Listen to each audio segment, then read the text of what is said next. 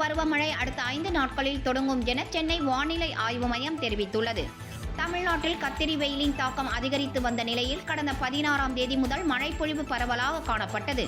சென்னை உட்பட பல்வேறு மாவட்டங்களில் அவ்வப்போது மிதமான மழை பெய்ததால் வெப்பத்தின் தாக்கம் தணிந்தது. சில மாவட்டங்களில் கனமழை மற்றும் தொடர் மழை பெய்து வருகிறது. அதிகபட்சமாக கிருஷ்ணகிரி மாவட்டம் ஓசூரில் 12 சென்டிமீட்டரும், அரக்கோணம், சேலம், தருமபுரி, தேனி, கனிக்கோட்டையில் தலா 6 சென்டிமீட்டரும் மழை பதிவாகியுள்ளது. இந்நிலையில் தென்மேற்கு பருவமழை 27ஆம் தேதி தொடங்கும் என எதிர்பார்க்கப்பட்ட நிலையில் முன்கூட்டியே அடுத்த 5 நாட்களில் அதாவது 25ஆம் தேதிக்கு முன் தொடங்கும் என வானிலை ஆய்வு மையம் தெரிவித்துள்ளது. இதுகுறித்து வானிலை ஆய்வு மையம் வெளியிட்டுள்ள செய்திக்குறிப்பில், கேரளாவில் தென்மேற்கு பருவமழை அடுத்த 4 அல்லது 5 நாட்களில் தொடங்க வாய்ப்புள்ளது எனவும் இது தமிழகத்தின் சில பகுதிகளில் பரவும் எனவும் தெரிவித்துள்ளது.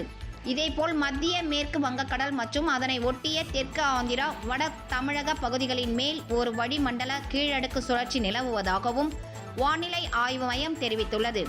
மேலும் கர்நாடகா கடலோர பகுதிகளுக்குள் அப்பால் உள்ள மத்திய கிழக்கு அரபிக்கடலில் இன்று வளிமண்டல மேலடுக்கு சுழற்சி உருவாகக்கூடும் எனவும் இது நாளை காற்றழுத்த தாழ்வு பகுதியாக மாறி வடக்கு திசையில் நகர்ந்து மேலும் வலுவடையக்கூடும் எனவும் தெரிவித்துள்ளது.